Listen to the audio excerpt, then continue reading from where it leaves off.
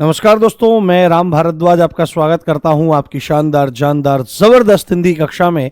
और हिंदी की कक्षा के साथ ही हम प्रतिदिन दिन की शुरुआत करते हैं और अपने जीवन को एक अच्छी दिशा में ले जाने के लिए प्रयासरत होते हैं। आप सभी को सुप्रभात, आप सभी को गुड मॉर्निंग गाइज, नमस्कार। कैसे हैं आप सब? जल्दी से आ जाइए, फिर आज के शानदार सफर को हम लोग शुरू करने वाले हैं। आपका स्वागत है, आपका वंदन है, अभिनंदन है। मैंने कैमरा क्वालिटी को थोड़ा और सुधरवाया है जिससे आपका टीचिंग और लर्निंग एक्सपीरियंस, आपका लर्निंग एक्सपीरियंस, टीचिंग तो मेरा है, लर्निंग एक्सपीरियंस आपका और भी ज़्यादा सुधर सके। आपका स्वागत, वंदन, अभिनंदन गाइस। बहुत बढ़िया, बहुत शानदार। बस एक ही काम करना है। वो काम क्या करना है कि रोज आ जाना है समय से, बस इतनी चीज़ें चाहिए और कुछ नहीं। Good morning guys, good morning, जल्दी से आ जाइए। ठीक है, बहुत शानदार, बहुत ज़बरदस्त, जिंदाबाद। आज हम अपने को बहुत सारा काम करना है और प्रयास लगभग यही रहेगा कि आज बिल्कुल ठीक तरीके से हमारी वर्णमाला भी पूरी हो जाए, क्योंकि फिर हमको और भी टॉपिक्स देखने हैं, उनको भी समझना है, उनको भी देखना है। इसके बाद हम अगले टॉपिक की तरफ चलेंगे। जी चलिए, बहुत बढ़िया, बहुत शानदार, ज़बरदस्त, जिंदाबाद। क्या कहने, क्या कहने, शानदार कमेंट आ रहे हैं, धुआंधार कमेंट चल रहे हैं। और मजा आ जाता है जब आपके कमेंट इस तरह के आते हैं। बस एक जो वादा मुझसे किया है, मैं तो रोज आऊंगा ही, आपको भी रोज आना है, जैसे आज होना। बस एक नियम लेना है। ये जिस आदमी के जीवन में कुछ नियम नहीं होता है, वो आदमी कभी सफल नहीं हो पाता किसी भी क्षेत्र में। इस बात का ध्यान रखना आप। चाहे सुबह उठने का नियम हो, चाहे रोज पढ़ने का नियम हो, चाहे रोज दौड़ लगाने का नियम हो, चाहे भगवान का स्मरण करने का नियम हो, कुछ भी, जिस भी चीज में नियम होगा वो सफल होती है। जिस नियम का मतलब जिसमें जिस भी चीज में डिसिप्लिन होगा। और आपको केवल एक काम करना है, बस 9 बजे आकर के बैठ जाना है। फिर 3 क्लास तो फटाफट हो जाएंगी आपकी। 3 क्लास बैक टू बैक हो जाएंगी, जो 75% आपके सिलेबस का हिस्सा है। फिर उसके बाद थोड़ी सी हिम्मत और करनी है, आगे कक्षा देख लेनी है और ऑन द डेली बेसिस उनका रिवीजन करते जाना है। आप नहीं जान पाएंगे कि आपका सिलेक्शन कब हो जाएगा। बस क्लास में आना है और गंभीरता से चीजों को सुनना है। तो बिना देरी करे हम आज के टॉपिक को शुरू करते हैं। हमारा टॉपिक चल रहा है वर्णमाला, और हम लोग कल कहाँ पर थे उसका मैं चित्र ले आया हूँ। ठीक है, और आशा कर रहा हूँ आपको बहुत अच्छे सब चीजें समझ में आ रही है, आपको खूब आनंद का अनुभव हो रहा होगा और आप चीजों को नए ढंग से सीख रहे होंगे। जी बहुत बढ़िया मेरे भाई, बहुत शानदार। तो हम लोग कहाँ पर थे आपको पता होना चाहिए। हम लोग स्पर्श व्यंजनों के अंतर्गत चल रहे थे। कहाँ चल रहे थे? स्पर्श व्यंजनों के अंतर्गत चल रहे थे। और स्पर्श व्यंजन के बारे में अब हम कुछ चीज जानना चाहते थे। तो आपने देखा था, अब मैं स्लाइड कर देता हूं। हमने ये पूरा का पूरा कॉन्सेप्ट कल बनाया था, कल हमारा वहीं था, वहीं से मैंने पेपर ही उठा लिया है। और कल हम लास्ट पॉइंट तक कहां तक पहुंच गए थे? लास्ट पॉइंट जो हमारा पहुंच गया था बाबू, वो ये पहुंच गया था पंचमाक्षर। ये जो 5वें नंबर पर अक्षर है, दिखाई दे रहा है आपको? ये कल यहां तक आपने नोट किया होगा, तो वहीं से आगे आपको लिखना है, क्योंकि हम अगर दोबारा इसको बनाएंगे तो हमारा समय व्यर्थ होगा, तो कोई फायदा नहीं। हमको अब अपना काम करना है। तो हमने एक चीज देखी थी कि हर वर्ग में 5-5 वर्ण है। क ख ग घ अंग छ छ ज झ ञ ट ठ ड ढ न त थ द ध न प फ ब भ म। और इसमें अगर देखें तो अगर हम एक लिखते हैं तो ये अपने वर्ग के सारे पहले हैं। इनको बहुत गंभीरता से देखें मेरे बाबू, क्योंकि ये संधि में बहुत ज्यादा काम आएंगे और बाबू ये छंद में बहुत ज्यादा काम आएंगे। जिस व्यक्ति का वर्णमाला टॉपिक अच्छा नहीं होता है, वो व्यक्ति कभी संधि को भी अच्छे ढंग से नहीं समझ पाता और वह कभी छंद की मात्राओं को बहुत अच्छे ढंग से नहीं समझ पाता है और जीवन भर गलतियां रहती हैं। पर इस टॉपिक को पढ़ाने के बाद जब भी हम संधि पर जाएंगे, जब भी संधि का नंबर आएगा और जब भी छंद का नंबर आएगा, आप यकीन मानिएगा आपको ऐसा लगेगा जैसे जादू हो गया है। ठीक है, चलो, तो चीजें प्लानिंग उसी हिसाब से हैं। तो 1 2 3 4 5, तो हर वर्ण का जो पंचमाक्षर होता है इसको अनुनासिक कहा जाता है, इसको नासिक कहा जाता है। तो हम एक काम करते हैं, एक पॉइंट यहां पर लिख लेते हैं कि अनुनासिक और नासिक क्या होता है। ये दोनों एक ही चीज हैं बाबू। अनुनासिक, अनुनासिक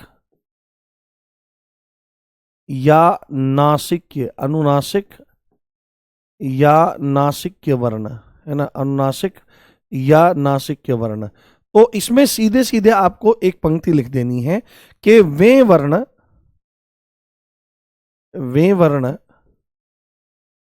जिनका उच्चारण करते समय, वे वर्ण जिनका उच्चारण करते समय, जिनका उच्चारण करते समय वे वर्ण, जिनका उच्चारण करते समय, जिनका उच्चारण करते समय वायु यानी कि हवा नाक से बाहर निकलती है। कहां से बाहर निकलती है?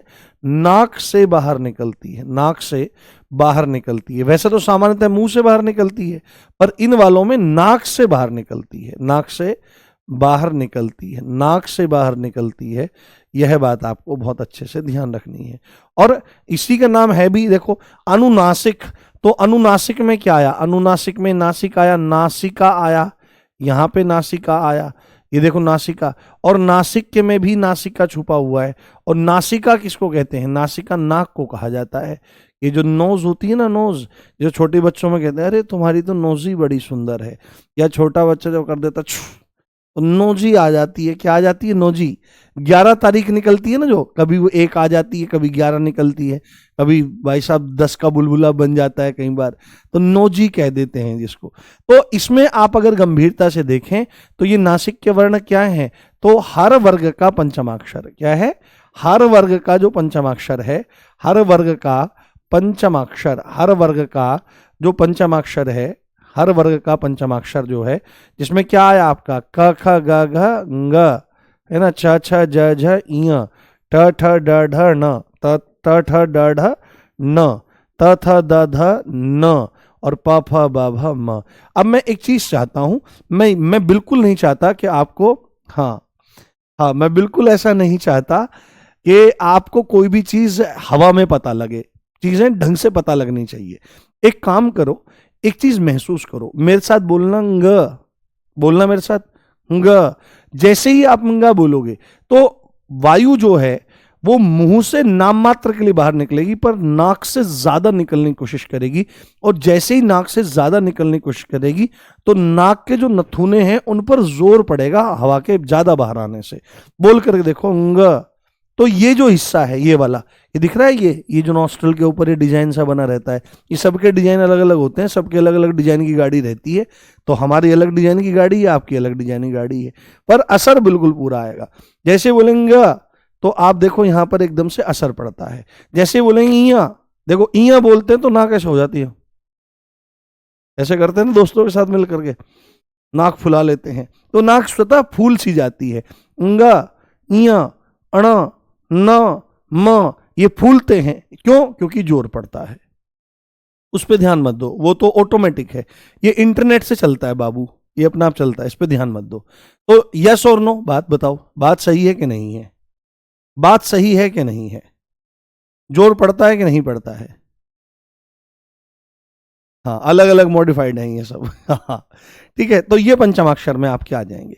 अब आपको क्या बात समझनी है? अब मैं अगली बात आपको यहीं पर समझाता हूं कि आपको ध्यान रखना है, आपको ध्यान रखना है, आपको ध्यान रखना है अल्प प्राण और महाप्राण का, अघोष का और स्वघोष का। तो यहां पर ध्यान रखें, सबसे पहले हम अघोष अघोष अघोष वर्ण के बारे में बात करेंगे कि इनमें से कौन कौन से अघोष हैं और कौन कौन से सघोष हैं। तो ध्यान रखें, आपको अघोष का मतलब क्या है? जिसमें स्वर तंत्री में कोई भी कंपन नहीं होता है, जिनमें स्वर तंत्री में कोई भी कंपन नहीं होता है वो अघोष है, और जिनमें स्वर तंत्री में कंपन होता है वो सघोष होते हैं आपके।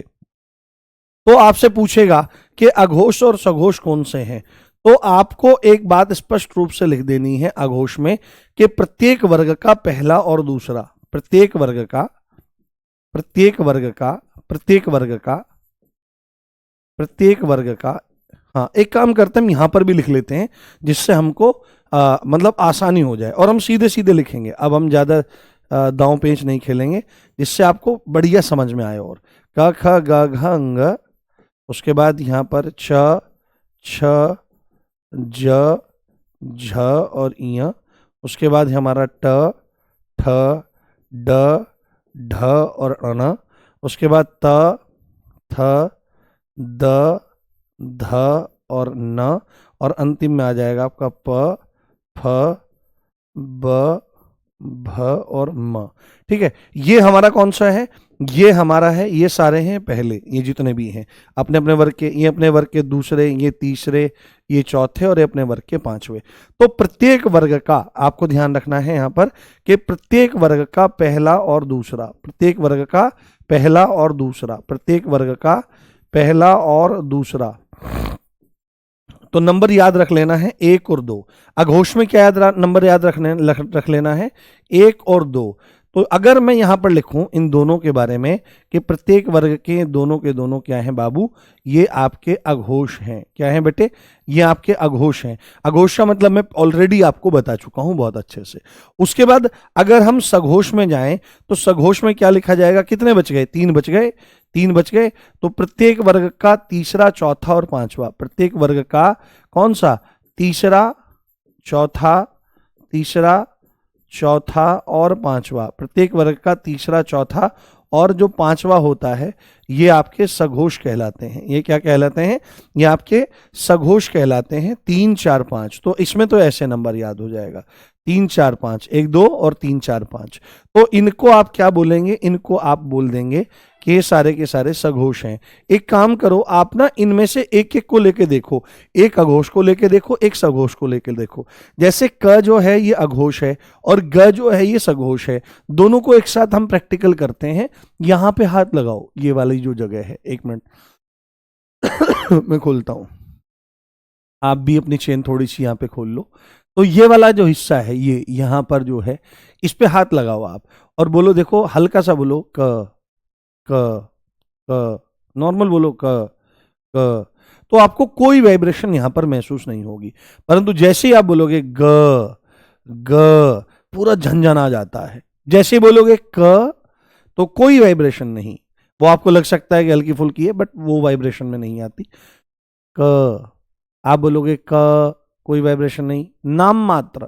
और जैसे ही बोलोगे ग ग घ ग, पूरा हिल जाता है। यस और नो, यस और नो, यस और नो, ये बात आपको ध्यान रखनी है। तो प्रत्येक वर्ग का पहला और दूसरा आपका अघोष है और तीसरा, चौथा, पांचवा आपका, हाँ हाँ ठीक है बाबू। देखो एक चीज मैं आपको बताता हूं, हर एक टीचर के पढ़ाने का तरीका अलग रहता है।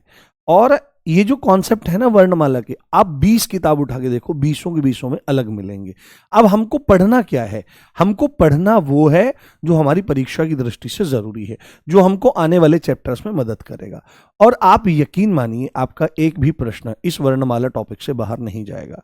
यहां पर हम 99.99999% कवर करके चलेंगे और 0.00001% कॉन्सेप्ट, अगर कुछ कहीं पर बाल बराबर कमी भी रह जाएगी तो वो हमेशा प्रैक्टिस सेट में पूरी होती है। तो इसलिए आप परेशान मत हो बिल्कुल भी, ठीक है।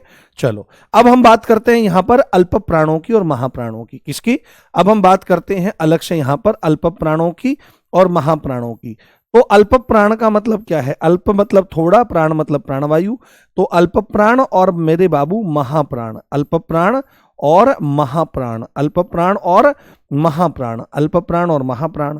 तो अल्प प्राण में याद रखना है प्रत्येक वर्ग का, क्या याद रखेंगे आप लोग, क्या बोलेंगे, प्रत्येक वर्ग का पहला, तीसरा और पांचवा। प्रत्येक वर्ग का जो पहला, बाबू बहुत इंपॉर्टेंट क्वेश्चन आते हैं यहां से, पहला, तीसरा और पांचवा, प्रत्येक वर्ग का पहला, तीसरा और पांचवा जो होते हैं वो अल्प प्राण कहलाते हैं। पांचवा अल्प प्राण होते हैं। तो 1 3 5, यहां पर नंबर क्या है, यहां पर नंबर जो आपको याद रखना है, यहां पर नंबर याद रखना है 1 3 और 5, 1 3 और 5। और महाप्राण में क्या याद रखना है, महाप्राण में याद रख लेना है आपको प्रत्येक वर्ग का, प्रत्येक वर्ग का, प्रत्येक वर्ग का, प्रत्येक वर्ग का दूसरा और चौथा। ये बहुत इंपॉर्टेंट है, बहुत ज्यादा पूछा जाता है कि भाई महाप्राण कौन से होते हैं। तो प्रत्येक वर्ग का दूसरा और चौथा, प्रत्येक वर्ग का दूसरा और चौथा, प्रत्येक वर्ग का दूसरा और चौथा आपके क्या कहलाते हैं, ये महाप्राण आपके कहलाते हैं। तो एक काम करते हैं, मैं अब उसी हिसाब से जैसे ऊपर बनाया है ऐसे यहां पर अब अल्प प्राणों को बनाते हैं। तो अल्प प्राण पहला, उसके बाद तीसरा, उसके बाद पांचवा, ये क्या है, ये हैं आपके अल्प प्राण। ये क्या है बाबू, ये अल्प प्राण हैं आपके। और यहां पर हम सीधे सीधे लिख देंगे कि ये ऐसे ले जाएंगे यहां से ये दूसरा और चौथा, ये हमारे यहाँ पर हो जाएंगे महाप्राण। तो हमेशा आपको ध्यान रखना है, हमेशा आपको समझना है कि दूसरा चौथा महाप्राण है और पहला तीसरा पांचवा अल्प प्राण है। एक बार मुझे थम्स अप करके बताइए ये कॉन्सेप्ट आपको समझ में आ गया कि अघोष और स्वघोष और अल्प प्राण और महाप्राण, क्योंकि यहीं से क्वेश्चन बनते हुए नजर आते हैं। Is that clear? एक बार बताइए।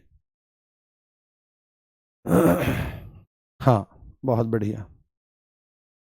हाँ, सभी स्वर अल्प प्राण होते हैं, बिल्कुल, वो तो मैंने बता ही दिया था आपको। हम क्रमशः सब चीजों को बताते हुए जा रहे हैं। बताओ, सब चीज क्लियर है? Is that clear? एक बार थम्स अप करके बताओ। चलो, बहुत बढ़िया। अब मैं एक छोटा सा एक्सपेरिमेंट भी करवा देता हूं अल्प प्राण और महाप्राण का, जिससे कोई भी कॉन्सेप्ट आपको फंसे ना और सब चीजें आपको समझ में आए। जैसे अब देखो, पहला तीसरा और पांचवा अल्प प्राण है और दूसरा चौथा महाप्राण है, तो हम प को और फ को ले लेते हैं। तो प अल्प प्राण है, हमारा पहला है, और फ जो है ये महाप्राण है। इन दोनों का एक्सपेरिमेंट करके देखते हैं। मेरे कहने से आप एक काम करो, दोनों को बोल करके देखो। पहले बोलो प, तो जैसे हम बोलते हैं प, तो प बोलती आराम से, कम प्राणवायु, ज्यादा जोर नहीं लगाना पड़ा, ज्यादा दम नहीं लगाना पड़ा। बट जैसे ही इसके अपोजिट आप बोलते हो, इसके विपरीत आप बोलते हो फ, तो फ में जान लगानी पड़ती है। और आप हमेशा नोटिस करो कि जिसमें प्राणवायु ज्यादा निकलती है, तो हमारे फेफड़ों के नीचे जो डायफ्राम है उसमें एकदम खिंचाव सा आता है, पेट से बोले जाते हैं। इनके बारे में बोला जाता है महाप्राण पेट से बोले जाते हैं। तो जैसे ही आप बोलोगे प, तो प आराम से बोला जाएगा, और जैसे ही बोलोगे फ, तो फ एकदम से कहां से आएगा? पेट से आएगा, ज्यादा दम लगाना पड़ेगा। ये चीज आपको बहुत अच्छे से ध्यान रख लेनी है। क्लियर हो रही है बात आपको?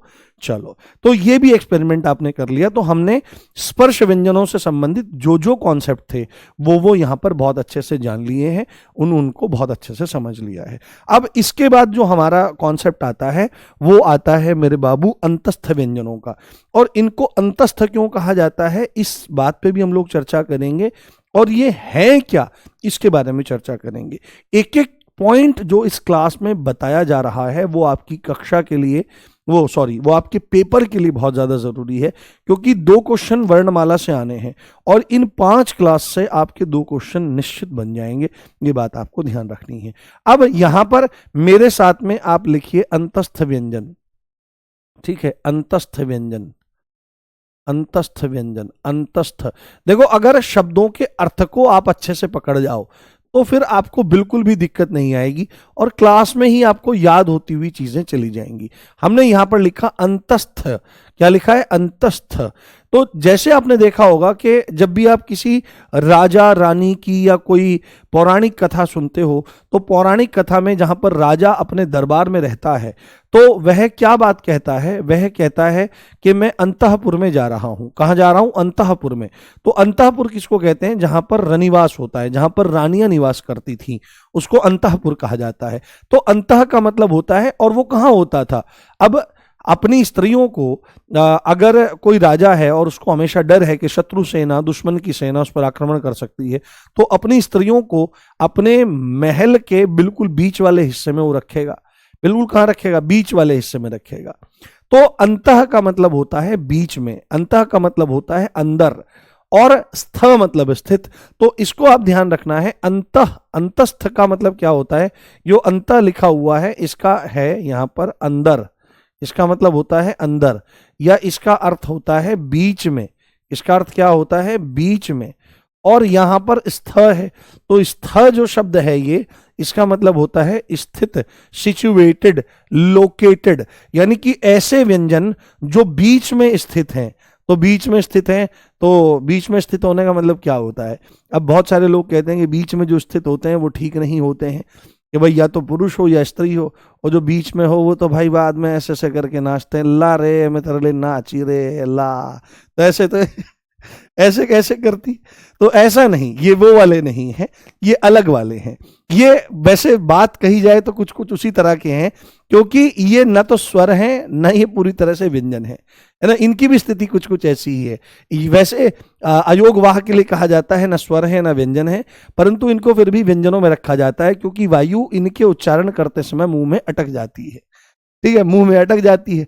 तो अंतस्थ व्यंजनों को थोड़ा सा ध्यान रखें कि वे व्यंजन, इसमें लिखें वे व्यंजन, वे व्यंजन जो स्वर और व्यंजनों के बीच में स्थित होते हैं, में व्यंजन जो स्वर और व्यंजनों के बीच में, स्वर और व्यंजनों के बीच में, स्वर और व्यंजनों के मध्य, है ना, के मध्य स्थित होते हैं, मध्य स्थित होते हैं, मध्य स्थित होते हैं, मध्य स्थित होते हैं, मध्य स्थित होते हैं, क्या कहलाते हैं? वे अंतस्थ व्यंजन कहलाते हैं। अब आप बोलोगे सर मध्य स्थित होने का मतलब क्या है, बीच में स्थित होने का मतलब क्या है? हाँ, अर्धस्वर बताएंगे अभी। बीच में स्थित होने का मतलब क्या है? तो बीच में स्थित होने का मतलब यह है, मध्य में स्थित होने का मतलब यह है कि इनमें दोनों के गुण पाए जाते हैं, इनमें स्वर और व्यंजन दोनों के गुण पाए जाते हैं, इनमें स्वर और व्यंजन क्या है? इनमें स्वर और व्यंजन, इनमें स्वर और व्यंजन दोनों के गुण पाए जाते हैं, इनमें स्वर और व्यंजन दोनों के गुण पाए जाते हैं, इसलिए इनको स्वर और व्यंजनों के मध्य माना जाता है। दोनों के गुण पाए जाते हैं, दोनों के गुण पाए जाते हैं, इसलिए इनको क्या कहते हैं? इनको हम अंतस्थ व्यंजन कहते हैं। जैसे किसने बहुत सुंदर लिखा, हाँ समझ में आ रही है बात? आनंद लेते रहो। ब्लैक बोर्ड, ब्लैक बोर्ड की जो है बाबू, वो संस्था द्वारा जो है वो परमिशन नहीं है मेरे बाबू, ठीक है। इनके बारे में मैं आपको एक बात और समझाता हूं, एक बात और बताता हूं। इनके बारे में इनका एक अन्य नाम भी है, ठीक है। यहां पर हम लिखेंगे, यहां पर लिखेंगे इसका अन्य नाम, क्या लिखेंगे लाला? अन्य नाम इसका लिखेंगे। तो अन्य नाम में इसका यहां पर क्या आ जाएगा? इसका नाम होता है अर्ध व्यंजन। अब आप कहोगे सर वो तो अर्धस्वर होता है। हाँ, वो अर्धस्वर होते हैं य और व, ठीक है, य और व अर्धस्वर होते हैं, इनका अन्य नाम होता है अर्ध व्यंजन। अर्ध व्यंजन क्यों है? क्योंकि इनमें ये स्थिति है, क्योंकि ये आपके स्वर और व्यंजनों के मध्य स्थित होते हैं, इसीलिए इनका नाम अंतस्थ व्यंजन है, इसीलिए इनका नाम अर्ध व्यंजन है। देखो नई नई चीजें भी आपको पता लगती होंगी क्लास में, ये जैसे बहुत सारे बच्चों को पहली बार पता लग रहा होगा कि अंतस्थ व्यंजनों को अर्ध व्यंजन भी कहते हैं। आप अर्धस्वर के बारे में जानेंगे, पर सारे के सारे अर्धस्वर नहीं है। अर्धस्वर में कौन कौन से हैं? य और व हैं। तो ये चीज आप समझें और ये चीज आप जानने का प्रयास करें। तो अंतस्थ व्यंजन वे व्यंजन जो स्वरों और व्यंजनों के मध्य स्थित होते हैं। मध्य स्थित होने का मतलब यह है कि इनमें स्वर और व्यंजन दोनों के गुण पाए जाते हैं। अन्य नाम में इसका क्या आ जाएगा? अन्य नाम में इसका आ जाएगा कि अर्ध व्यंजन आ जाएगा। अब हम एक कॉन्सेप्ट पर चर्चा कर लेते हैं कि भाई इनकी संख्या कितनी है, इनकी संख्या कितनी है। तो हालांकि हम चीज ये जान करके आए हैं, इनकी संख्या है 4। और ये कौन कौन से हैं? तो ये हैं य, र, ल और व। और बाबू ये बहुत इंपॉर्टेंट है, यहां से प्रश्न पूछता है। अब यहां पर एक कॉन्सेप्ट आता है अर्धस्वर का। क्या आता है? एक कॉन्सेप्ट आता है अर्धस्वर का। जैसे अब आपने पूछा हो, अर्ध मतलब आधे और स्वर मतलब स्वर, यानी कि जिनमें स्वरों की प्रवृत्ति स्पष्ट रूप से दिखाई देती है उनको अर्धस्वर कहते हैं। तो कौन कौन से हैं? तो आपको याद रखना है कि जो य है और जो व है, य और व अर्धस्वर हैं, य और व अर्धस्वर हैं। अब आप बोलोगे सर ये अर्धस्वर हैं, पर क्यों हैं? ऐसा क्या कारण है? क्योंकि जिसके भीतर क्यों मर गया वह व्यक्ति ही मर गया। जिसके भीतर की जिज्ञासा खत्म हो गई उसमें क्या फायदा है? तुरंत शब्द आते ही तुरंत क्यों लगना चाहिए। जैसे ही क्यों लगाने की प्रवृत्ति आ जाएगी, कोई भी सब्जेक्ट हो इंटरेस्टिंग बनना शुरू हो जाएगा, इंटरेस्टिंग बनना शुरू हो जाएगा। आप तुरंत मुझसे पूछो कि अर्धस्वर हैं, तो मास्टर जी अर्धस्वर क्यों हैं? तो आप एक चीज नोटिस करो, य का उच्चारण करते समय और व का उच्चारण करते समय कौन कौन से स्वर दिखाई दे रहे हैं। जैसे ही आप बोलोगे य है ना, यार, यार, यार से यार बोलते ना, अरे यार, तो जैसे ही आप य बोलते हो तो य में आप ध्यान से सुनने की कोशिश करो। य बोलते ही ई की ध्वनि आती है। क्या आती है? ई की ध्वनि आती है। बोलो यस और नो। आप देखो, देखो आप जैसे ही आप य बोलोगे तो आपको ई सुनाई देगी। तो य में क्या होता है?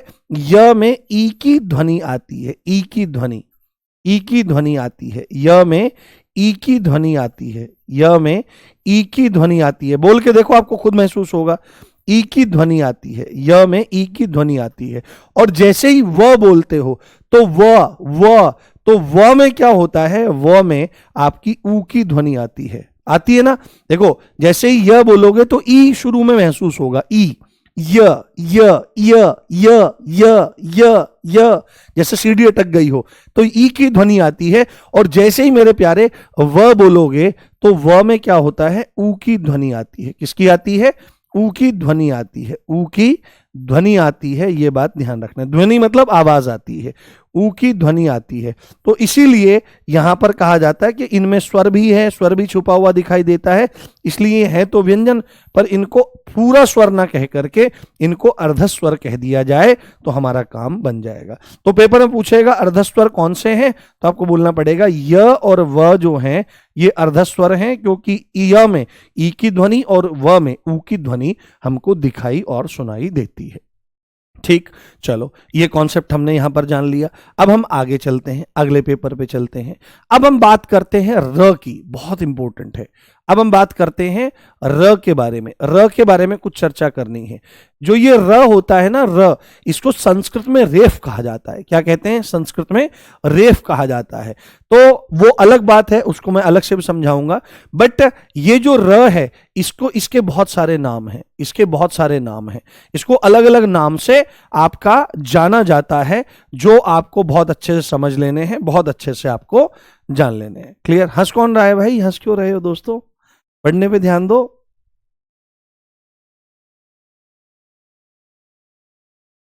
रिकॉर्डेड क्लास कैसे हो सकती है मेरे भाई? उस पे ध्यान मत दो। उस पे ध्यान देने से क्या होगा, कुछ भी नहीं होगा। हाँ, उस पे ध्यान, वो उसको छोड़ दो। 11-10 हो रहे हैं, कुछ भी हो रहे हैं, मैं लाइव पढ़ा रहा हूं, ये इंटरनेट से चलता है टाइम और ये हटता भी नहीं है। र जो है, इसके जो नाम है, इसको लुंठित व्यंजन कहा जाता है। लुंठित, लुंठित व्यंजन कहा जाता है। क्या कहते हैं, लुंठित व्यंजन इसको कहा जाता है, लुंठित व्यंजन। और इसी को हमारा क्या कहते हैं, इसी को हमारा प्रकंपित व्यंजन भी कहा जाता है। क्या कहते हैं, इसी को हमारा प्रकंपित व्यंजन भी कहा जाता है। पेपर में पूछेगा कि लुंठित व्यंजन कौन सा है, पेपर में पूछेगा प्रकंपित व्यंजन कौन सा है, तो आपको बोलना पड़ेगा कि लुंठित व्यंजन हो चाहे आपका क्या हो, प्रकंपित व्यंजन हो, वो कौन सा कहलाता है, वो आपका र कहलाता है। अब लुंठित का क्या मतलब है, ये लुंठित, तो लुंठित शब्द जो किससे बना है, ये लुंठन से बना है। किससे बना है, लुंठन। और लुंठन शब्द तत्सम शब्द है, इसका मतलब होता है लुढ़कना। क्या होता है, लुढ़कना, लुढ़कना, लुढ़कना, लुढ़कना होता है, इसका मतलब होता है लुढ़कना। और प्रकंपित का मतलब क्या होता है, प्रकंपित का मतलब होता है कांपना। ये कंपन से बना है, और कंपन का मतलब क्या होता है, कांपना, है ना, कांप जाता है। जैसे हमको डर लग जाता है, हम कांप जाते हैं। गाय को देखा करो आप, गाय कांप जाती है। तो अगर आप लुंठित व्यंजन की परिभाषा की तरफ जाओगे तो आपको तुरंत समझ में आएगा कि जब हम र का उच्चारण करते हैं, र का, तो हमारी जीभ जो है वो लुढ़क करके जाती है। आप महसूस करना बिल्कुल। हाँ, लुंठित व्यंजन क्या है वही बता रहा हूं। पहले लुंठित जो शब्द है वो लुंठन से बना है और इसका अर्थ होता है लुढ़कना। तो लुढ़क जाते हैं, लुढ़क पुढ़क जाते हैं, ऐसे ऐसे लुढ़क पुढ़क जाते हैं। तो आप एक चीज नोटिस करने की कोशिश करो, जैसे ही र बोलते हैं तो जीभ का जो अगला हिस्सा है, टिप जो है, वो ऊपर वाले मसूड़े में जाकर के लुढ़कती हुई टक से लगती है और फिर नीचे आ जाती है। और इस दौरान ये कांपती भी बहुत है। जब कोई लुढ़कता है तो हिलता भी बहुत है, तो कंपन बहुत ज्यादा होता है। तो आप नोटिस करो, बोल करके देखो, आप बोल करके देखो क्या बोल रहे हो आप। जैसे ही बोलो र र र र र र र र र, तो आप इस चीज को नोटिस करो ध्यान से, आंख बंद करके, कि जीभ तुरंत ऐसे चलती है, आगे की तरफ चलती है, और चलने के साथ में ही ये कहां लगती है, ऊपर वाले मसूड़े पर लगती है। बहुत हल्की सी टच होती है उसकी टिप पॉइंट, ऐसे आगे लगती है और लुढ़कती हुई सी मालूम होती है ना, मुंह में लुढ़कती हुई सी आगे मालूम होती है। और जब आप र बोलते हो तो ऐसे कंपन भी उठता है, र। बोलो बात सही है कि नहीं है, बोलो बात सही है कि नहीं है, यस और नो, यस और नो, यस और नो। लुढ़कते हुए और सीधे ऊपर वाले मसूड़े में जाकर के ये लगती है, ये बात ध्यान रखें। तो अगर इसकी परिभाषा हम यहां पर देने लगे तो प्रकंपित की भी है, इसकी परिभाषा हम यहां पर देने लगे तो परिभाषा को बहुत अच्छे ढंग से हमको लिखना पड़ेगा, क्योंकि प्रकंपित भी लुंठन से ही रिलेटेड है। तो इसकी परिभाषा यहां पर हमारी आ जाएगी। परिभाषा में आप लिखें कि इसके उच्चारण में, क्या लिखें, इसके उच्चारण में जीभ, बिल्कुल ऐसा होता है। देखो प्रैक्टिकल एग्जांपल करके समझोगे तो चीजें हमेशा याद रहेंगी। इसके उच्चारण में, इसके उच्चारण में जीभ, इसके उच्चारण में जो जीभ होती है वो कहां लगती है, जीभ या जीभ का अग्रभाग कह लो, जीभ का अग्रभाग, जीभ का अग्रभाग, अग्रभाग का मतलब अगले वाला भाग, अग्रभाग वर्त्स्य है ना, वर्त्स्य, ये ध्यान रखना है, इसको बोलेंगे वर्त्स्य। वर्त्स्य का मतलब होता है जो मसूड़ा होता है ना आपका, गम जिसको कहते हैं, मसूड़े को ही हिंदी और संस्कृत में वर्त्स्य बोला जाता है, वर्त्स्य, वर्त्स्य। तो वर्त्स्य में, वर्त्स्य ना, वर्त्स्य में छूती है, वर्त्स को स्पर्श करती है, स्पर्श करती है, स्पर्श कर नीचे लुढ़क जाती है, नीचे लुढ़क जाती है, नीचे लुढ़क जाती है, नीचे लुढ़क जाती है। तो इसीलिए इसका नाम ये है, और कंपन करती है इसलिए प्रकंपित कहलाता है। तो पेपर में डायरेक्ट पूछेगा आपसे कि लुंठित व्यंजन कौन सा है, तो र लुंठित व्यंजन है। प्रकंपित व्यंजन कौन सा है, तो आपको बोलना पड़ेगा र प्रकंपित व्यंजन है। तो इतनी बात अगर आपने इसके बारे में बता दी तो आपका काम बढ़िया हो जाएगा। तो इसके उच्चारण में जीभ का अगले वाला हिस्सा वर्त्स्य यानी कि मसूड़े से जाकर के स्पर्श करता है और नीचे लुढ़क जाता है, इसलिए इसको क्या कहते हैं, लुंठित व्यंजन कहते हैं। अब यहीं पर अगर हम लोग समझने लगे, अब एक होता है आपका पार्श्विक व्यंजन, अब एक होता है आपका पार्श्विक व्यंजन। ये जो ल होता है, ये जो ल होता है, ये ल को हम यहां पर बनाएंगे ल। इस ल को क्या कहा जाता है, इस ल को पार्श्विक व्यंजन कहते हैं बाबू। क्या कहते हैं, इस ल को पार्श्विक व्यंजन कहा जाता है, इस ल को पार्श्विक व्यंजन कहा जाता है, पार्श्व। तो यहां पर थोड़ा सा गंभीरता से देखने की जरूरत है कि पार्श्व क्या हो। एक बार बताओ, बोर तो नहीं हो रहे हो, हाँ बोर तो नहीं हो रहे हो, हाँ बोर तो नहीं हो रहे हो।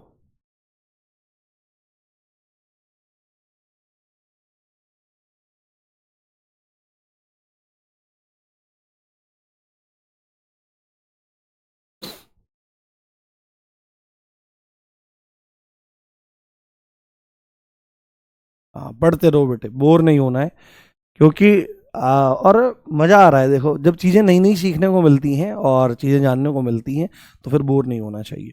और बस एक चीज़ एज्यूम किया करो कि बस यूपीएसआई का पेपर 14 और 15 मार्च का है। 14 और 15 मार्च के बाद क्या होगा, 14 और 15 मार्च के बाद फिर हो सकता है अगले महीने में ही वो आपका एग्जाम करा ले। आपको अप्रैल मान के चलना है, आपको अप्रैल मई मान के चलना है, आपकी परीक्षा में है, ठीक है, मोटा मोटा इस हिसाब से चलना है। तो आपको जी जान झोंक देनी है। अगर मैथ्स नहीं आता तो शुरू से मैथ्स सीखो दीपक भाटी सर से। रीजनिंग बिल्कुल नहीं आती है तो आप राहुल शर्मा सर से सीखो। और हिंदी में आपको सिखा रहा हूँ, जीएस के भी टॉपिक हैं, गंभीरता से रोज समझो। और एक काम किया करो, जैसे क्लासेस लगा लिया आपने, क्लासेस लगाने के बाद अपनी तरफ से भी इसका रिवीजन करा करो। ये नहीं वे पढ़ा लिखा और अगले दिन ही कॉपी क्लास में खुल रही है, नहीं, चाहे 10 मिनट में फटाफट रिवीजन कर लिया। किताब आपके पास होगी तो उससे रिलेटेड कुछ भी क्वेश्चन हुए वो कर लिए आपने, ठीक है। मैं भी इस तरह का प्रयास करूंगा कि आपको कुछ प्रश्नों का अभ्यास कराता चलूं साथ साथ में, ठीक है, क्योंकि समय का बहुत अभाव है। तो क्योंकि 80-90 क्लास में पूरा करना है और ये मेरे लिए बहुत बड़ा टास्क है। मैं, आपको लगता होगा कि मास्टर जी बड़े स्लो हैं, बट मैं स्लो नहीं हूँ। मैं कॉन्सेप्ट को बहुत अच्छे से क्लियर करके चलना चाहता हूँ जिससे एक भी बच्चे को ज़रा सी प्रॉब्लम ना हो। देखो अब हम डायरेक्ट यहाँ पर लिख दें कि पार्श्विक व्यंजन के जिसके उच्चारण में जीभ जो है, जो वायु है वो जीभ के अगल बगल से निकल जाती है। पर आपको थोड़ा सा इसका मतलब पता होना चाहिए कि अगल बगल, ये जो पार्श्विक शब्द आया है ये किससे आया है, ये पार्श्व से आया है। किससे आया है, पार्श्व से आया है। और पार्श्व का मतलब ही होता है अगल बगल, ठीक है, अगल बगल जो लेटरल होता है, लेटरल साइड होती है तो इधर उधर से। जैसे अगर आप यहां पर बनाने लगो, यहां पर जैसे आपने जीभ बनाई, ये अब लड़कों की जीभ बना लेते हैं, मोटी रहती है ना, हाँ मोटी रहती है क्योंकि बोलते ज़्यादा नहीं है, कम ही बोलते हैं। जिस जो जो लड़का ज़्यादा बोले उसकी जीभ पतली लड़की की तरह। तो सपोज करो आपने यहाँ पर ल का उच्चारण किया, तो जब आप ल का उच्चारण करोगे तो वायु जो होगी, जो वायु होगी वो अगल बगल से निकल जाएगी। ये क्या है? ये सब आपकी यहाँ पर वायु है। ये क्या है? ये वायु है। तो वायु अगल बगल से निकल जाती है जब हम क्या काम करते हैं? ल का उच्चारण करते हैं। और क्योंकि उसके उच्चारण में वायु जो है वो उच्चारण करते समय जीभ के अगल बगल से निकल जाती है, उसको क्या कहते हैं? उसको पार्श्विक व्यंजन कहते हैं। तो इसमें आप लिखिए कि इसके उच्चारण में वायु, इसके उच्चारण में, इसके उच्चारण में वायु, इसके उच्चारण में वायु जीभ के अगल बगल से निकल जाती है। कहां से निकल जाती है? जीभ के अगल बगल से, है ना? जीभ के अगल बगल से निकल जाती है। जीभ के अगल बगल से निकल जाती है। जीभ के अगल बगल से निकल जाती है, इसीलिए पार्श्विक व्यंजन कहते हैं। ठीक है, अब बार बार इतना लंबा लिखना कि इसीलिए पार्श्विक व्यंजन कहते हैं, तो वो इसका मतलब आपका है ही। तो अभी हमने जितने भी कोर कॉन्सेप्ट थे इससे रिलेटेड उनको हमने जान लिया है। अब हम थोड़ा सा यहां पर देखेंगे कि आपका य र ल व, इनका उच्चारण स्थान कहां से है, ये कहां से बोले जाते हैं और ये कैसे हैं। तो स्वरों की तरह ही ये सारे सघोष हैं और अल्प प्राण हैं, पर हमको उसको यहां पर लिखना पड़ेगा, जानना पड़ेगा। ठीक है, तो अगले पेपर पर हम लोग चलते हैं और जानने का प्रयास करते हैं इनके उच्चारण स्थान क्या है। उच्चारण स्थान, इनके उच्चारण स्थान, इनके उच्चारण स्थान, इनके क्या है बाबू? इनके उच्चारण स्थान है। और उच्चारण स्थानों में हम यहां पर लिख लेते हैं य, उसके बाद र, उसके बाद ल और उसके बाद व। तो आपको एक चीज बहुत अच्छे से ध्यान रखनी चाहिए कि य में क्या था। आपने देखा था य में क्या था? ई था। तो आपको इसी से आइडिया लगना चाहिए कि ई भी कहां से बोला जाता है? तालु से बोला जाता है। कहां से? तालु से बोला जाता है। और तालु से बोले जाने के कारण य जो है वह तालव्य है। कैसा है? य जो है वह तालव्य है। यह बात आपको ध्यान रखनी है। उसके बाद अगर हम र के बारे में बात करें तो र आपका मूर्धा से बोला जाता है। मूर्धा कौन सी होती है? अब ये मैं फिर बता देता हूं आपको। ये बनाते हैं, हाँ। अरे ये क्या बन गया भाई साहब? ये तो ढोलकपुर की वो चुड़ैल बन गई। वो छोटे भीम में आती है, छोटे भीम में वो आती है ना, वो चुड़ैल जो उस पे बैठ के उड़ती रहती है तुम्हारी झाड़ू पे। ये बिल्कुल वैसी बन गई। पर कोई नहीं, तालु तो इसके भी है, मूर्धा तो इसके भी है। तो ये वाला हिस्सा जो है जीभ की छत का पिछला भाग, ये है आपका तालु। और ये वाला कौन सा है? ये है मूर्धा। आज ये डोनाल्ड ट्रंप नहीं बना है, तो ये तालु है, मूर्धा है, ये ध्यान रखें। तो इसका उच्चारण मूर्धा से होता है, इसलिए इसको मूर्धन्य कहा जाएगा, ये बात ध्यान रखें। उसके बाद ल जो है, ल जो है य र ल व, तो इसका उच्चारण दांत से होता है। ल, जैसे आप ल बोलोगे तो दांतों से इसका उच्चारण हो। हाँ, ढोलकपुर की चुड़ैल ऐसी नहीं लग रही बिल्कुल? ये नाक वैसी ही है इसकी बिल्कुल। तो ये दांत वाला हो जाएगा। और व जो है हमारा, इसका उच्चारण होता है दंत ओष्ठ, है ना? दांत, ये दंत ओष्ठ है, दंत ओष्ठ। दांत और होठ दोनों से इसका उच्चारण होता है। जैसे बोल दो व व व व, तो जो ऊपर वाले दांत हैं ये होठों से मिल जाते हैं। आप बोल के देखो, आप बोल के देखो, आपको तुरंत पता लगेगा। इसमें दंत ओष्ठ हैं ये। तो इसके उच्चारण में जो दांत हैं, इसके उच्चारण में जो दांत हैं, इसके उच्चारण में दांत, दांत जो हैं होठों में लग जाते हैं। कहां लग जाते हैं? होठों को छू लेते हैं, होठों को स्पर्श करते हैं। इसके उच्चारण में दांत होठों को स्पर्श करते हैं। आप बोल के देखो, आपको तुरंत पता लगेगा। बात झूठी नहीं है, बात सच्ची है। तो व जो है ये दंत ओष्ठ है। ल जो है दांतों से बोला जाता है तो दंत्य है। कैसा है? दंत्य। और र मूर्धा से बोला जाता है, इसलिए यह मूर्धन्य है। क्या है बाबू? मूर्धन्य है। साथ में एक चीज आपको बोलनी है, साथ में एक चीज आपको याद रखनी है। एक इंपॉर्टेंट नोट मैं यहां बना देता हूं कि हमारा य, र, ल और व, क्योंकि ये सारे के सारे क्या हैं? ये सारे के सारे हमारे अंतस्थ व्यंजन हैं। तो इनके बारे में याद रखना है कि ये कैसे हैं, ये सभी सघोष हैं। कैसे हैं, ये सभी के सभी आपके सघोष हैं। सघोष मतलब इनके बोलने में कंपन होता है स्वरों की तरह से ही। और ये सभी के सभी आपके अल्प प्राण हैं। सभी कैसे हैं, सभी सघोष हैं और सभी आपके अल्प प्राण हैं। सभी सघोष हैं, सभी अल्प प्राण हैं। यह बात आपको ध्यान रखनी है, यह बात आपको समझनी है। Is that clear? एक बार बताओ, आपको समझ में आए पूरे के पूरे? देखो, अच्छा समझाने के लिए समय लगता है। हम्म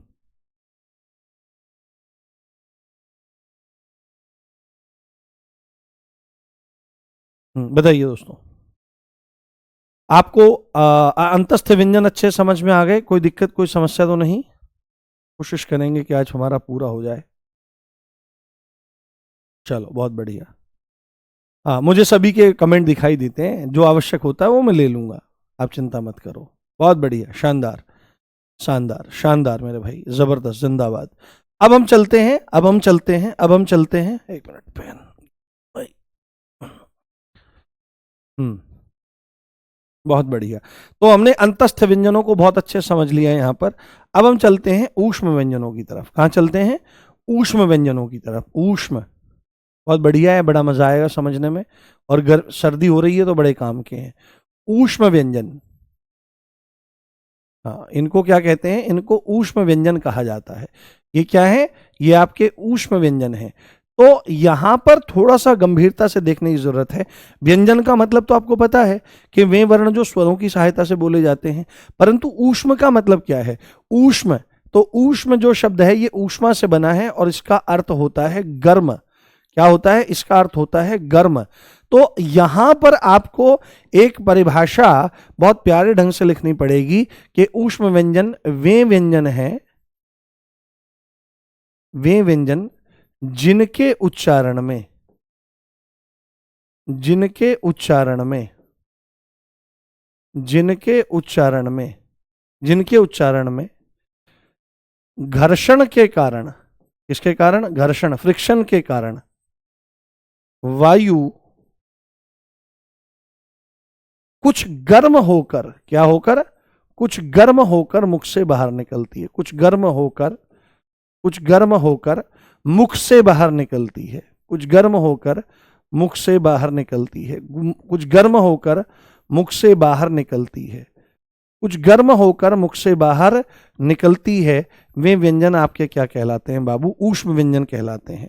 जैसे आप इसको थोड़ा सा ध्यान रखो इसका, क्योंकि यहां पर ये घर्षण शब्द आ गया। क्या आ गया? घर्षण शब्द। तो इसके अन्य नाम भी हैं, इसके अन्य नाम भी हैं, ध्यान रखें। इनके अन्य नाम भी हैं, पेपर में आए तो उसको बताना कि भाई हमारे मास्टर जी ने बता रखे हैं। ये अन्य नाम इसलिए बताए जाते हैं क्योंकि एग्जामिनर यहां पे खेल जाता है कई बार। तो इसका एक नाम संघर्षी व्यंजन भी है। संघर्षी क्यों? क्योंकि संघर्ष हो रहा है, घर्षण हो रहा है, संघर्षी व्यंजन भी है। और इनको ऊष्म संघर्षी व्यंजन भी कह देते हैं। क्या कह देते हैं बाबू? इनको ऊष्म संघर्षी व्यंजन भी कह देते हैं, क्योंकि घर्षण के कारण ऊष्मा निकलती है, गर्मी निकलती है, तो इनको ऊष्म संघर्षी व्यंजन भी कह दिया जाता है। अब देखो, इस बात को सत्य करके देखते हैं कि क्या है, परंतु उससे पहले हम यहां पर देखें कि इनकी संख्या कितनी है। क्या है?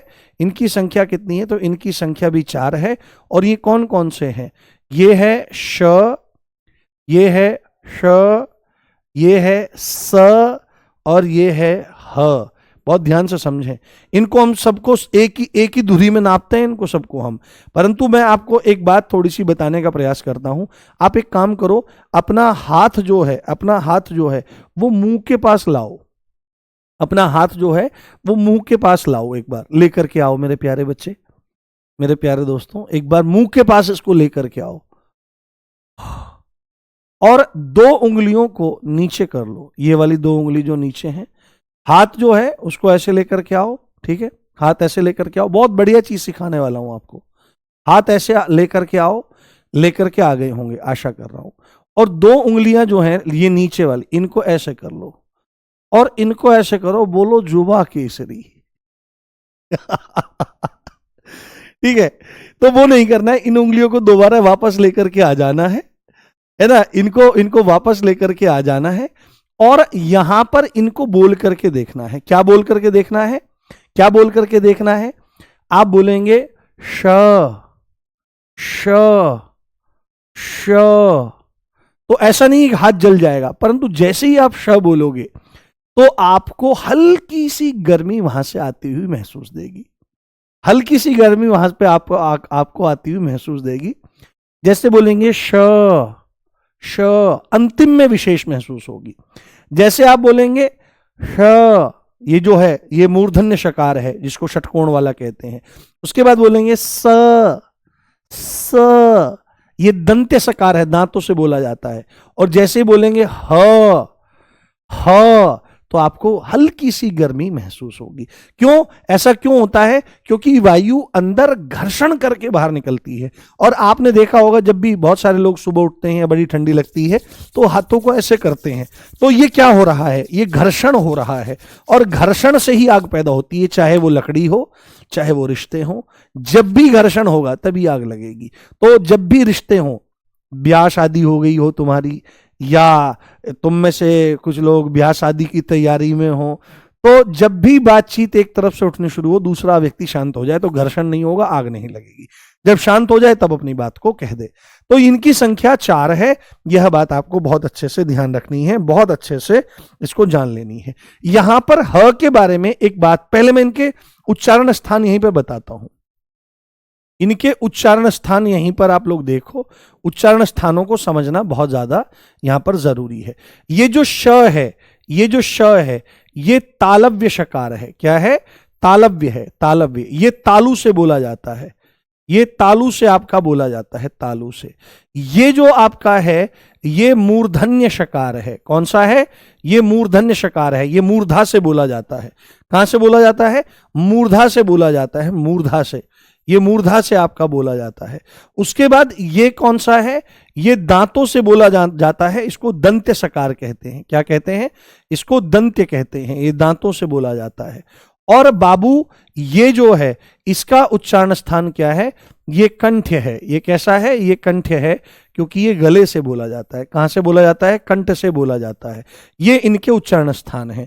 देखो, आप अगर कहीं पर इसका ज्यादातर आप समश्रुत भिन्नार्थक शब्द देखोगे तो वहां पर आपको ये वाला शकार और ये वाला सकार, इन दोनों में आपको अंतर दिखाई देगा। जैसे आपको एक एग्जांपल मैं देता हूं, यहां पर मैंने लिखा शकल और यहां पर मैं लिखूं सकल।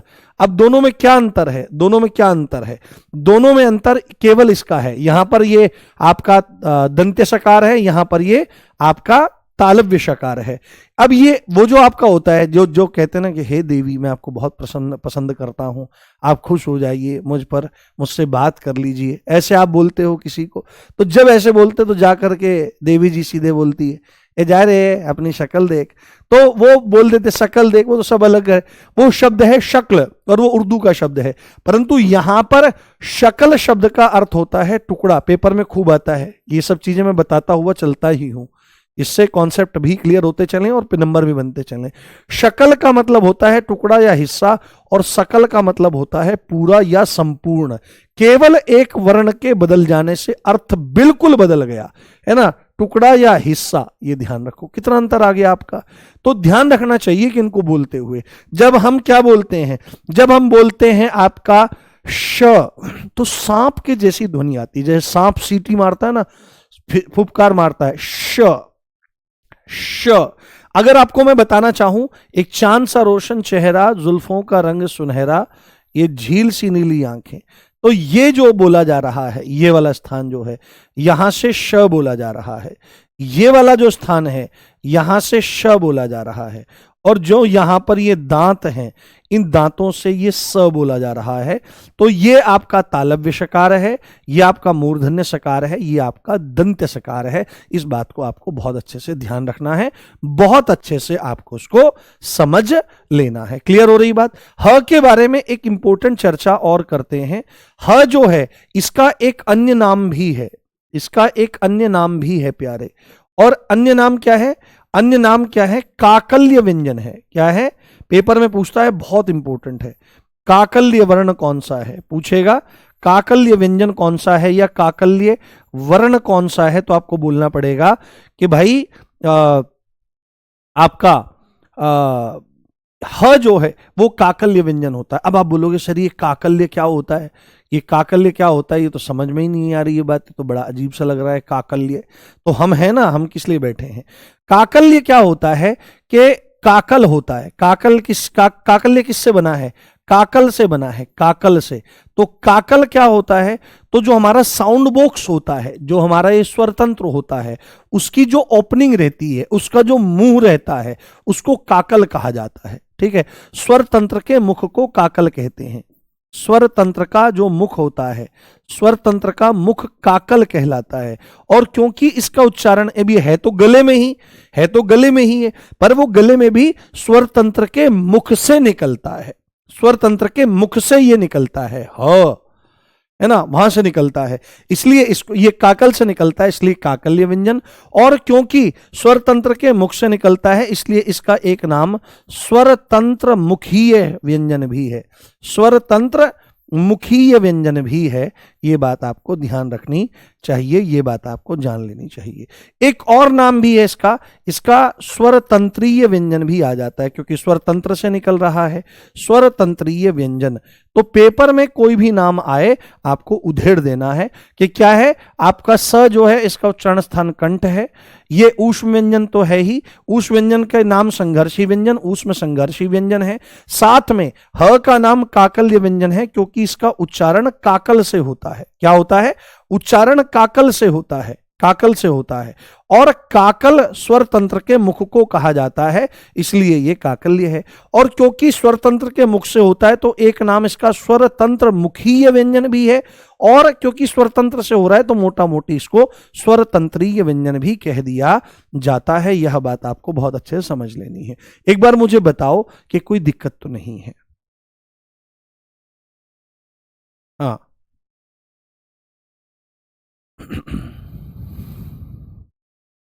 हाँ, नहीं, ऐप में स्क्रीनशॉट नहीं लिए जाते बाबू, आप यूट्यूब वाली कोई भी क्लास जाके देख लोगे ना, तो आपको पता लग जाएगा। आप आपस में बात कर रहे हो क्या? हाँ, बहुत बढ़िया, कोई दिक्कत नहीं, मजा आ रहा है, चलो शानदार। अब हम एक काम कर लेते हैं अब हम एक काम कर लेते हैं, यहीं पर एक ही स्लाइड पर सारा खेल खेल देते हैं।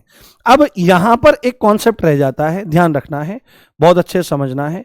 ये सारे के सारे, अब इनको मैं किस तरह बताऊं, एक बार मैं पहले ही बता देना चाहता हूं। इन तीन को एक ले लेते हैं, इसको अलग ले लेते हैं, ठीक है, और फिर एक साथ इनको ले लेंगे। तो सबसे पहले एक कॉन्सेप्ट यहां पर लिख लेते हैं कि सभी के सभी महाप्राण हैं। क्या है, ये सारे के सारे महाप्राण हैं, सभी महाप्राण हैं। ये कॉन्सेप्ट तो मतलब इन सबको बोलने में क्या होता है, हमको बहुत ज्यादा प्राणवायु की आवश्यकता पड़ती है।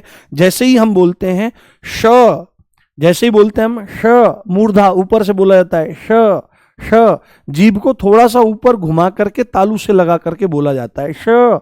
इसका उच्चारण है श, मूर्धा ऊपर है ना श, और इसका है स, स, ये है स, दांतों से बोला जाएगा, ये है तालू से श। ये क्या है, श, श, शलजम, ये आपको तालू में महसूस होगा। ये क्या है, ये है आपका श, और ये है आपका स। तो इसमें ज्यादा टेंशन लेने की जरूरत नहीं है, इतना भी आप जान जाओगे तो कोई दिक्कत नहीं है। हाँ, काकल्य व्यंजन यही वाला है, मूल तो बाबू, ठीक है, मूल तो आपका यही वाला है, इसको ध्यान रखें। तो यहां पर हमने पूरा का पूरा आर्ट डिजाइन बना दिया है।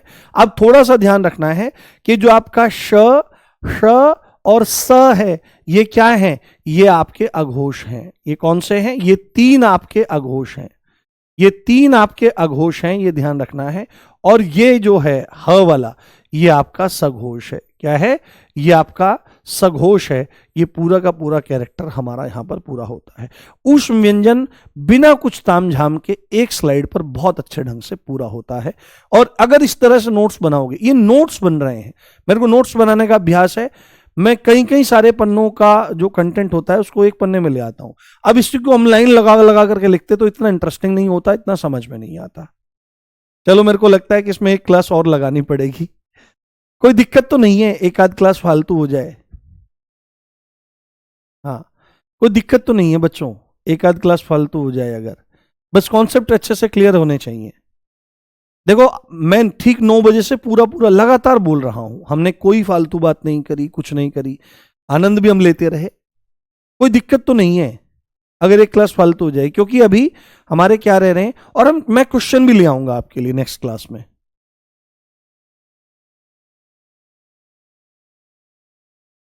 देखो मेरा कॉन्सेप्ट है कि बस चीजें अच्छे से समझ में आनी चाहिए, जब अच्छे चीजें समझ में आएंगी, देखो कितने अच्छे ढंग से हमने बहुत अच्छे तरीके से समझाया है, बताया है।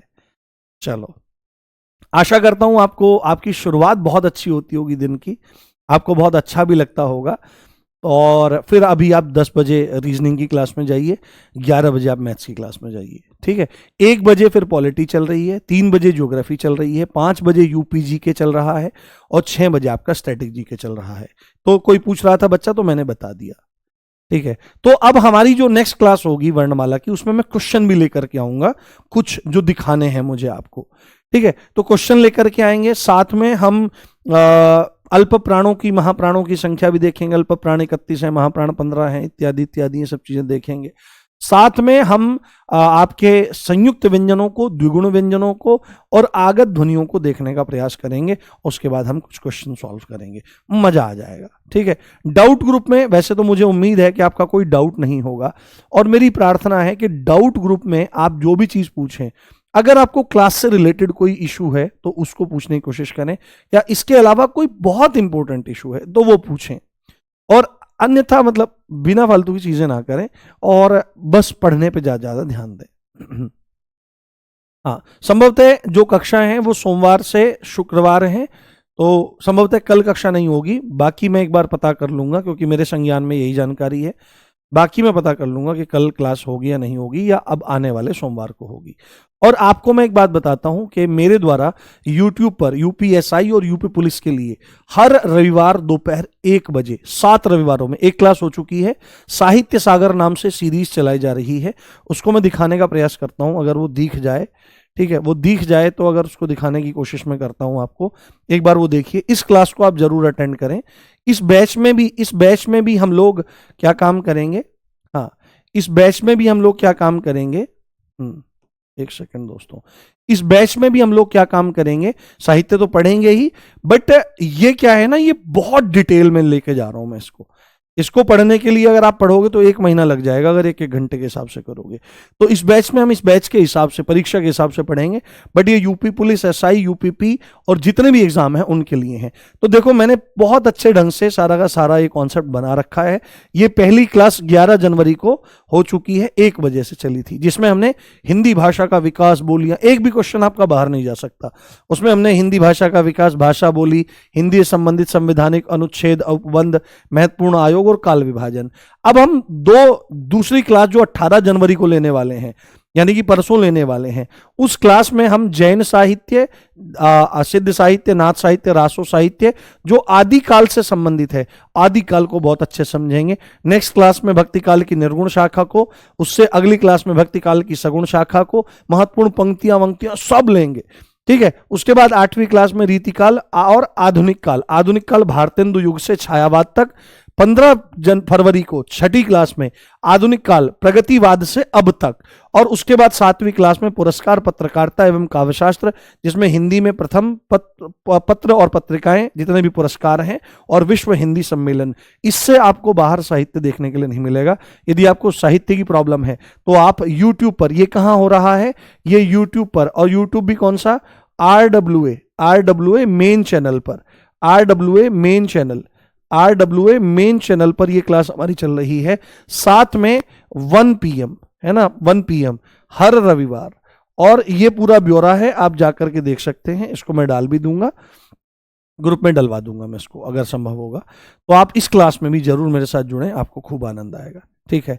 मिलते हैं अब अगली कक्षा में, अपना ध्यान रखिए। जय हिंद, जय भारत, नमस्कार, love you all guys, bye.